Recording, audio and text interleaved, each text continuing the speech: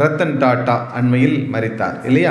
ஒரு நல்ல ஒரு மனிதராக நம்ம மத்தியிலே அவர் வாழ்ந்திருக்கிறார். அந்த மனிதருடைய வாழ்க்கையிலே அவர் பகிர்கின்ற ஒன்று, அதாவது நான் நிறைய சம்பாதித்தேன், சொத்து, நிறைய செல்வங்கள், ஆனால் அந்த சொத்துக்குள்ள செல்வங்களை எனக்கு நிறைவான மகிழ்ச்சி தரவில்லை அவர் சொல்லுகிறார். அதன் பிறகு மிகப்பெரிய புகழ் அந்தஸ்து, என் பேரை தெரியாதவங்க இருக்க மாட்டாங்க, அந்த டாட்டா டாட்டா என்றால் அப்படி.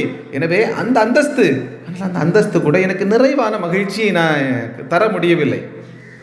ஒரு நாள் இந்த வித்தியாசமான வினோதமான மகிழ்ச்சியின் வாழ்க்கையிலே நான் கண்டுகொண்டேன். கடவுள் அந்த மகிழ்ச்சியை எனக்கு அளித்தார். எப்பொழுது, எப்படி என்றால், என் நண்பர் ஒருவர் என்னை ஒரு ஊனமுற்ற இல்லத்திற்கு அழைத்தார்.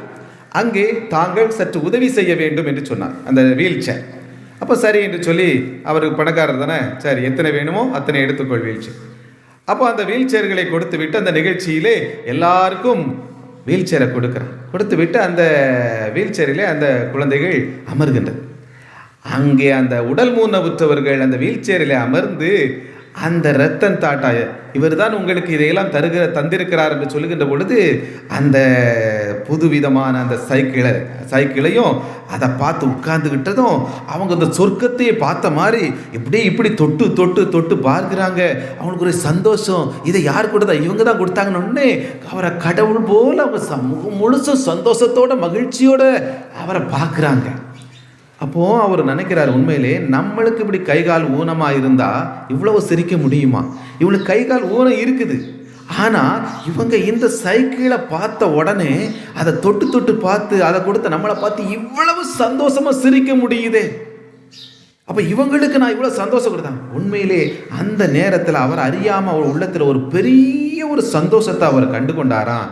அவர் சொல்கிறாரு, உண்மையின் வாழ்க்கையில் உண்மையான மகிழ்ச்சியை நான் கொடுப்பதில்தான் கண்டுகொண்டேன், கொடுப்பதில்தான் மகிழ்ச்சி இருக்கிறது என்பதை புரிகிறேன் என்று அவர் என்ன செய்கிறார், சொல்லியிருக்கிறார். எனவே பெறுவதை விட தருவதிலே தான் மகிழ்ச்சி இருக்கிறது என்பதே இருக்கு. அதனால ஆண்டவர் சொல்லுகிறார், பொருளை நீங்கள் சேர்க்கணும் அப்படி மட்டும் நினைக்காங்க, சேருங்க, பிரச்சனை இல்லை, உழையுங்கள், சேருங்கள், ஆனால் உங்களிடம் இருக்கின்ற ஒன்றை நீங்கள் கொடுத்து பாருங்கள், அங்கேதான் அது நிறைவான மகிழ்ச்சி கொடுக்கும். இல்லைன்னா நீங்கள் சேர்த்து வச்சிருப்பீங்க, பிரச்சனை இல்லை, ஆனால் இருக்கும் டீ ஏன் 8 பவுனு சேர்த்தாச்சு, ஏன்னா 2 பவுனு, 10 பவுனு சேர்த்தாச்சு, ஏன்னா 5 பவுனு, 20 பவுனு சேர்த்தாச்சு, இன்னும் 10 பவுனு, 2 5 ஆகும், அது 10 ஆகும், இப்படி தான் இருக்கும். 10 சேலை வாங்கியாச்சு, நிப்பாட்டிடணும் இல்லை, என்ன அடுத்த சேலை இல்லையா? ஆமாம். என்ன அன்பு பிள்ளைகளே,